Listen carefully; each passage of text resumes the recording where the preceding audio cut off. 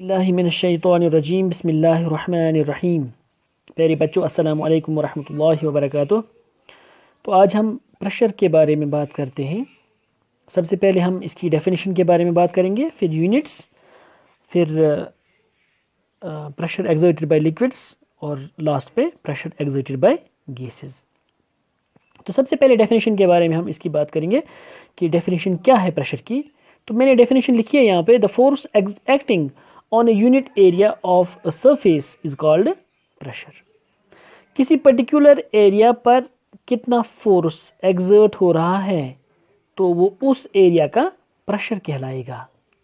ठीक है, जितना भी एरिया होगा, हम कोई सेंटीमीटर स्क्वायर, हम मिलीमीटर स्क्वायर, हम किलोमीटर स्क्वायर, जितना भी आप एरिया लोगे तो उस पर कितना फोर्स एक्सर्ट हो रहा है तो वो उसका प्रेशर कहलाएगा। तो मैंने यहाँ पे इसकी जो रिलेशन है, प्रेशर किसके बराबर होता है, तो वो मैंने लिखा है यहाँ पे, pressure is equal to force divided by area. ठीक है, यानी किस एरिया पर कितना फोर्स एक्सर्ट हो रहा है वो उस एरिया का प्रेशर कहलाएगा। देखिए, जब हम यहाँ पे इनको रिलेट करते हैं, इनको देखते हैं कि प्रेशर को जब हम बढ़ाते हैं या फोर्स हम जब इंक्रीज करते हैं, प्रेशर को क्या हो जाता है, या जब हमारा एरिया कम या ज़्यादा हो जाता है और प्रेशर को क्या हो जाता है। ठीक है, तो सिंपल है। यहाँ पे जब हम यहाँ पे देखते हैं, जो प्रेशर है it is directly proportional to force, यानी प्रेशर जो है it is directly proportional to force. इसका क्या मतलब है? इसका ये मतलब है कि जब आप किसी चीज़ पर ज़्यादा फोर्स एक्ट करते हो, एक्सर्ट करते हो, तो उससे उसका प्रेशर भी बढ़ जाता है। यानी सिंपल है, जब हम किसी चीज़ पर उसको ज़्यादा पुश करते हैं या ज़्यादा पुल करते हैं तो वो उसका प्रेशर कहलाता है, यानी उस पर उतना ही ज़्यादा प्रेशर पड़ जाता है। और इसके अलावा जो प्रेशर है ये इन्वर्सली प्रोपोर्शनल है एरिया को। मिसाल के तौर पे यहाँ पे मैं बताऊँ आपको, pressure is inversely proportional to area. तो इसका मतलब है यहाँ पे कि जब जितना एरिया आपका ज़्यादा होता है उतना प्रेशर कम हो जाता है, और जितना एरिया कम हो जाता है उतना ही प्रेशर ज़्यादा हो जाता है, यानी कि इन्वर्सली प्रोपोर्शनल, उल्टे एक दूसरे के। ये ज़्यादा, ये कम और ये ज़्यादा हो जाता है। इसी तरह से फोर्स जितना आप ज़्यादा एक्सर्ट करोगे उतना ही प्रेशर ज़्यादा हो जाएगा, जितना फोर्स कम करोगे उतना ही प्रेशर भी कम हो जाएगा। मिसाल के तौर पर ये आप ऐसे इन एग्जाम्पल से अच्छी तरह से समझोगे कि फोर्स और एरिया किस तरह से रिलेट जब हम इनको करते हैं प्रेशर के साथ। देखिए, हम क्या करते हैं, इसने मैंने यहाँ पे एग्जाम्पल लिखी है, pointed and blunt end of A nail. हम एक कील की बात करते हैं।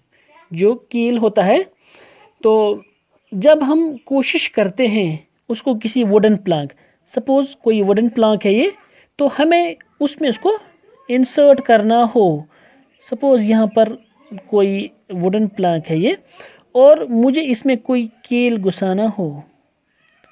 ठीक है, ये कील घुसाना हो, सपोज कोई कील है ये, और जब मैं इसको यहाँ पे हैमर करता हूँ, इसको यहाँ से पुश करता हूँ, तो उसके बाद ये वाला पॉइंटेड एंड जो होता है ये इसके अंदर चला जाता है।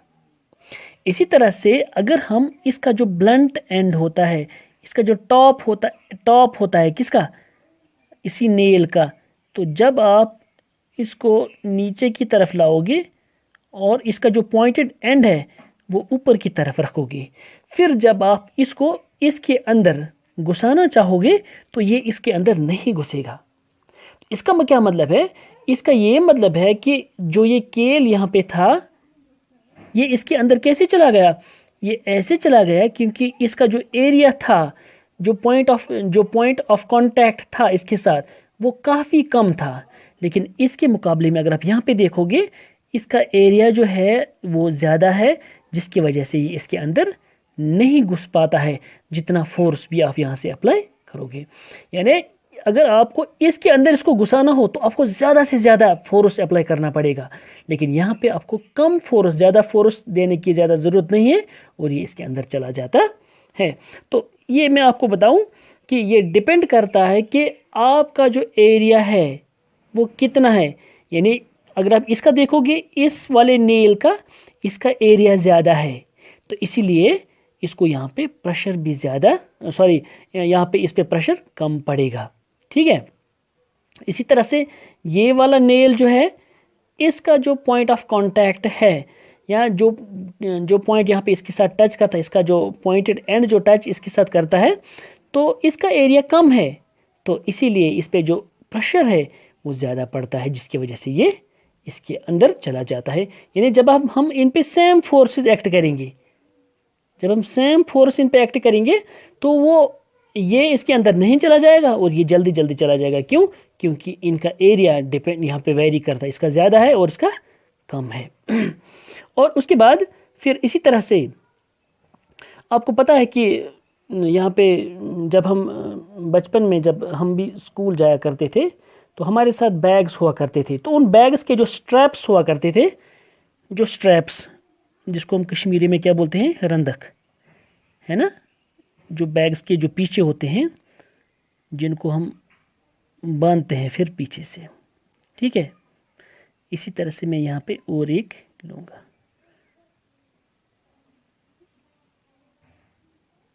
हाँ, दो स्ट्रैप्स लिए मैंने यहाँ पे, एक यहाँ पर ये ज़्यादा वाइडर है देन दिस। तो यहाँ पर देखोगे आप, अगर आप ये दो किस्म के बैग्स लोगे, एक में इस किस्म के स्ट्रैप्स हैं, दूसरे में इस किस्म के स्ट्रैप्स हैं, तो जो आप अगर आप इन दोनों बैग्स में सेम वेट भरोगे, यानी सेम बुक्स भरोगे, तो आप देखोगे जिस बैग में आप, यानी जो बुक्स आपने इसमें जो रखी हैं, तो आपके शोल्डर्स पे, आपके बैक पे ज़्यादा बार नहीं पड़ेगा। क्यों? क्योंकि ये कम कम प्रेशर एक्सर्ट करेगा, क्योंकि यहाँ पे एरिया ज़्यादा है।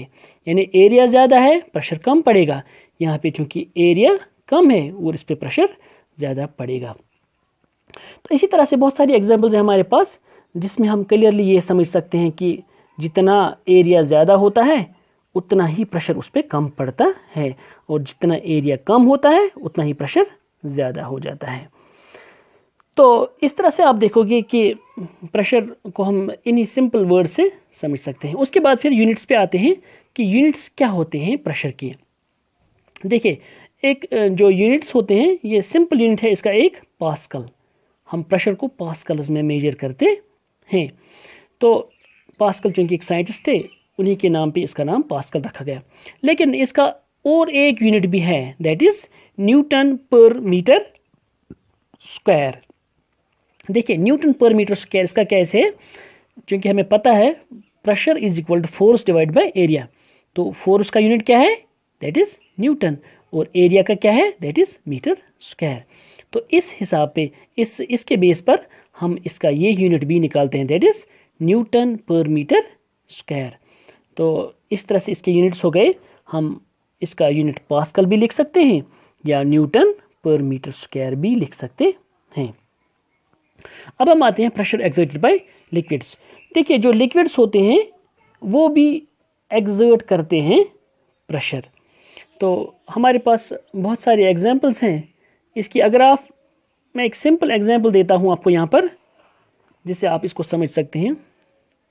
मैं यहाँ पे एक सिंपल डायग्राम ड्रॉ करता हूं, ठीक है। तो अब क्या करूंगा मैं, यहाँ पे इसमें पानी भरूंगा मैं, ठीक है, फुल भरा मैंने ये पानी से। और उसके बाद फिर एक साथ यहाँ पे हम छेद करेंगे इसके, यहाँ पे भी, यहाँ पे भी, यहाँ पे भी और यहाँ पे भी, ठीक है। तो जब हम इसके छेद करते हैं यहाँ पे, तो हम देखते हैं कि यहाँ से जो पानी है वो यहाँ से निकलना शुरू हो जाएगा, यहाँ से भी निकलना शुरू हो जाएगा, यहाँ से भी, यहाँ से भी और यहाँ से भी। ठीक है, तो हम देखते हैं कि जितना पानी यहाँ से निकलेगा उतना पानी यहाँ से नहीं निकलेगा, और उससे कम यहाँ से निकलेगा, और सबसे कम यहाँ से निकलेगा। ठीक है, तो इसका मतलब है कि जितना प्रेशर, जितना फोर्स इस पे एक्सर्ट हो जाता है, उसी हिसाब से इसका प्रेशर भी बनता है। यानी जो सबसे यहाँ पे बॉटम के करीब है वहाँ से ज़्यादा पानी जो है वो निकलेगा। तो इसका मतलब है कि जो प्रेशर जो होता है ये यहाँ पे लिक्विड्स भी एक्सर्ट करते हैं। तो एक सिंपल एग्जांपल है लिक्विड्स की, तो जहाँ पर हम समझ सकते हैं कि लिक्विड्स भी प्रेशर एक्सर्ट करते हैं। या इसके अलावा और एक सिंपल एग्जांपल है इसकी, बहुत एक सिंपल एग्जांपल है इसकी, और एक ये जो हम अपने घरों में भी यूज़ करते हैं इसको, ये एक वाटर टैंक है और इसके अलावा यहाँ पे एक नल लगा हुआ है। एक नल लगा हुआ है यहाँ पे। देखिए ये जो टैंक होती है, वाटर टैंक जो होती है, जितनी ये फुल होती है उतना ही यहाँ पे प्रेशर भी ज़्यादा होता है।